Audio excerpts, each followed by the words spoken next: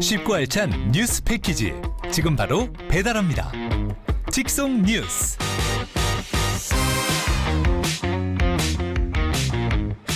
네, 수요일 직송 뉴스는 변상욱 전 CBS 대기자와 함께하도록 하겠습니다. 안녕하십니까? 안녕하십니까? 네, 잘 지내셨습니까? 네, 잘 지냈습니다. 네, 많이 덥습니다. 많이 덥습니까? 날이 좀 확연하게 바뀌었는데 예. 요즘 그 날씨만큼이나 뜨거운 뉴스가 있는 게 그 20년 전 뉴스거든요. 예. SNS 중심으로 재조명 받고 있는 2004년 밀양 여중생 집단 성폭행 사건. 참 사건명을 언급하기도 조심스럽습니다. 그렇습니다. 예. 20년 전이면 이제 현역 기자로 활동하실 때니까 예. 좀 기억이 있을 것 같은데요.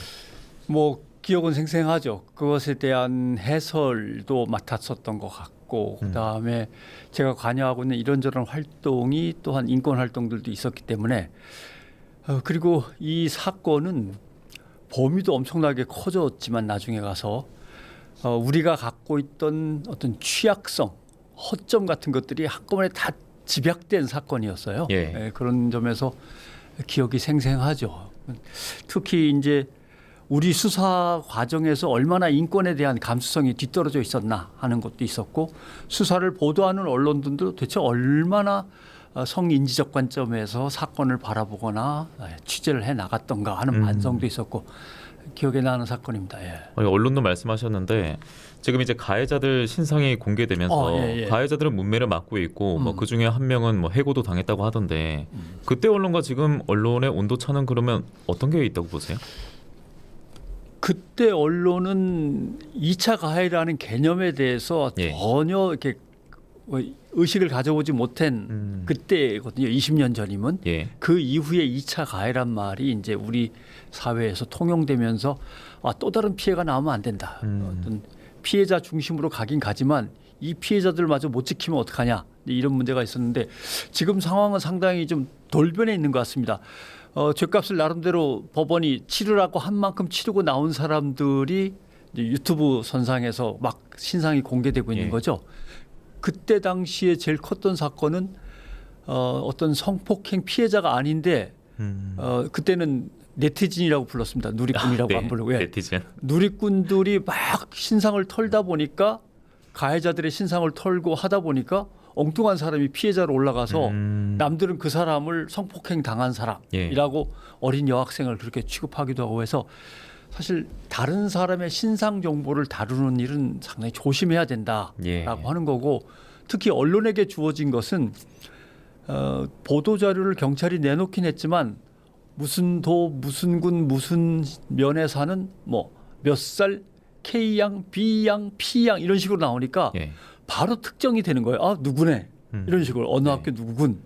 사실은 그때 벌써 성인지적 관점이나 아니면 인권 감수성이 뛰어났다면 A양 B양 이렇게 썼어야 되고 주소도 특정할 수 없도록 아주 간략하게 적었어야 되는데 지금은 그래도 언론이 피해자가 신상이 노출될 경우 사회적으로 엄청난 해를 입거나 위신이 추락할 것 같다 하면 지금은 그래도 A양 B양 이렇게 많이 쓰죠. 그때 그래도 큰 사건을 겪으면서 그렇게 바뀐 겁니다.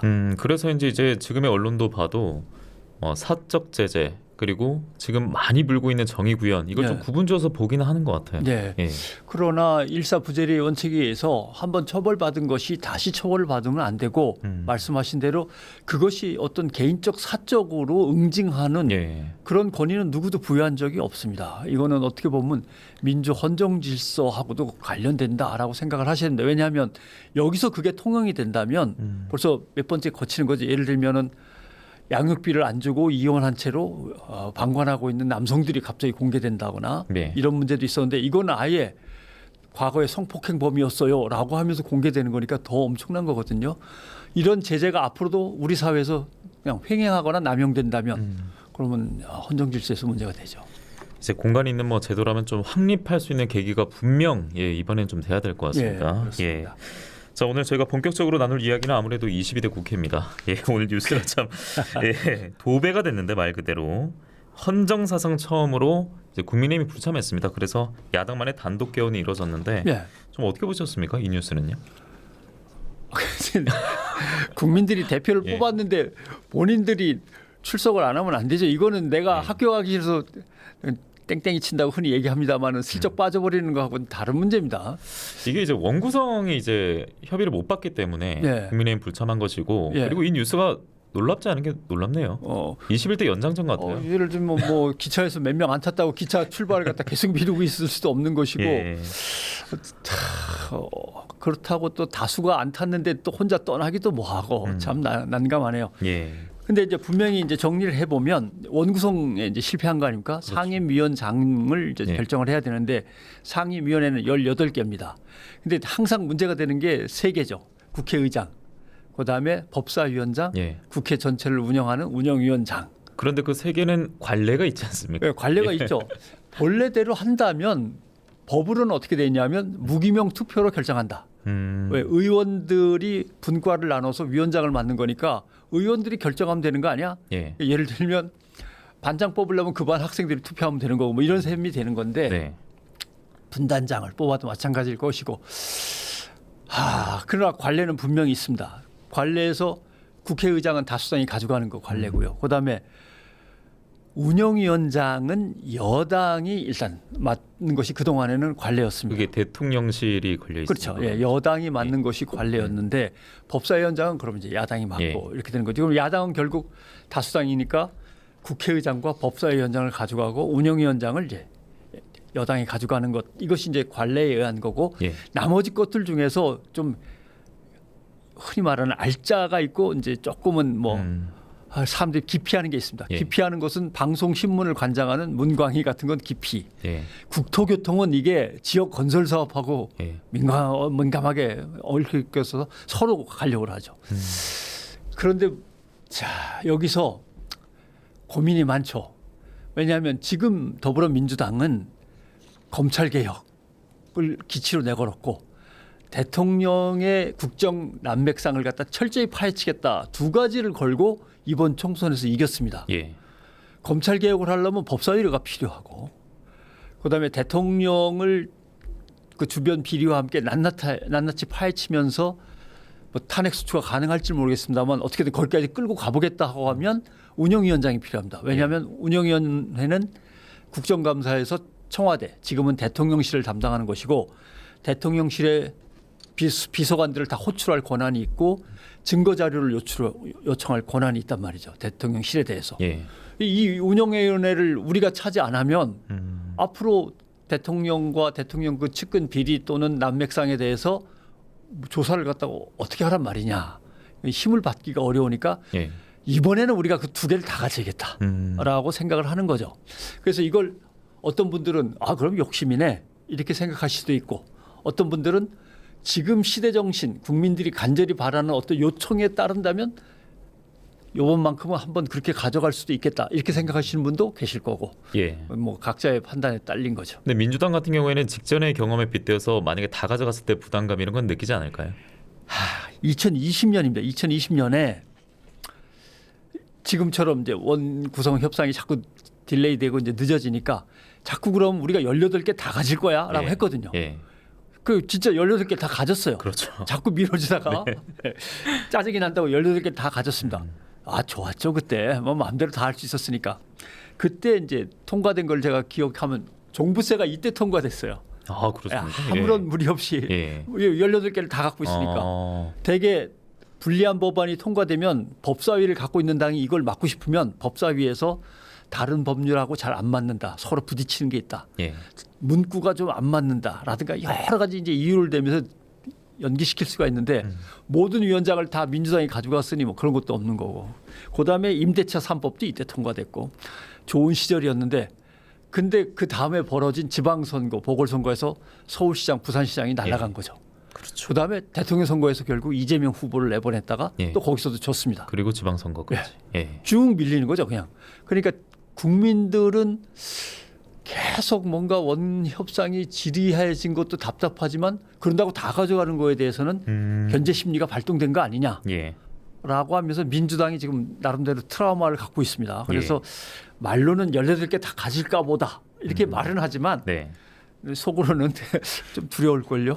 오늘 이제 우원식 상반기 신임 국회의장이 탄생했는데 예. 오는 7일 자정까지 밤을 새서라도 원구성 맞춰달라 이렇게 여야 맞춰달라. 원내 지도부에게. 뭐 국회의장은 자꾸 그러면 이쪽으로 다 줄 거예요 이렇게 말은 못하죠. 예. 어떻게든 두 분이서 좀 잘 얘기해 주십시오. 뭐 이런 식으로 표현을 하겠죠. 예. 그러면 국회의장 가져갔고 민주당이 법사위 운영이 결국 이 모든 자리는 그러면 민주당이 다수당이니까 예. 민주당 의지에 달린 거네요.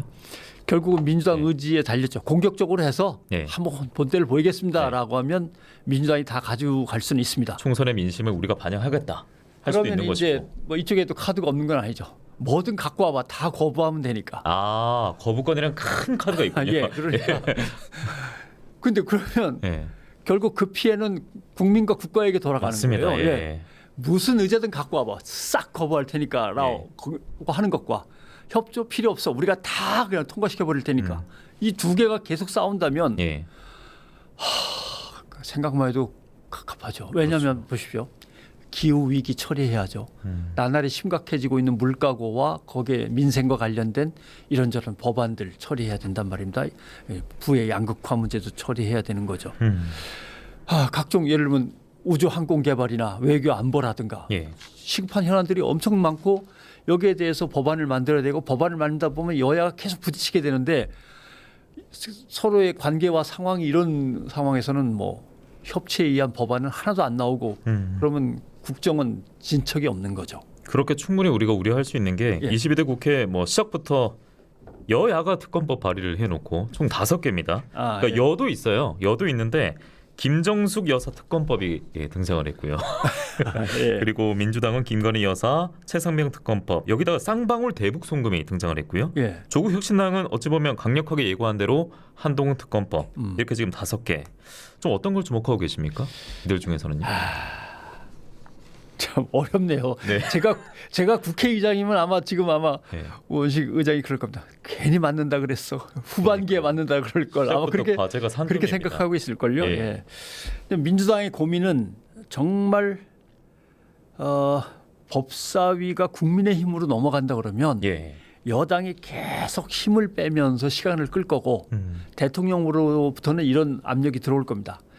그 특검법 마련하려고 자꾸 그러던데 예. 그 중에서 독소 조항이 될 만한 게 이런 거니까 이걸 다 빼달라고 하시오. 안 빼면 내가 거부할게. 그렇죠. 여야 이게- 합의 안 됐으니까. 그러니까 여소야대 국면에서 작은 여당에게 힘을 실어주는 방식으로 대통령은 계속 거부권을 행사하려고 그러는 것이고. 그리고 또 한 몸이라고도 강조하지 않았습니까? 그러니까요. 이게 내가 아까 그래서 뭐 체크를 했는데 예. 황우여 대표가 국민의힘 황우여 대표가 이런 말을 여당 대표가 해도 되나? 옛날에 상당히 점잖은 분이었는데 민주당이 법사위를 갖고 입법을 독재한다고 하면 수백 건의 거부권이 행사될 것이다. 아, 수백 건이요. 수백 건이라고 해서 수백 건. 지금만 해도 민주화 이후 최단데요. 지금 14건. 예. 14건 정도는 아예 뭐 야. 별거 아닌 거지. 이 양반한테는 수백 건도 가능하다.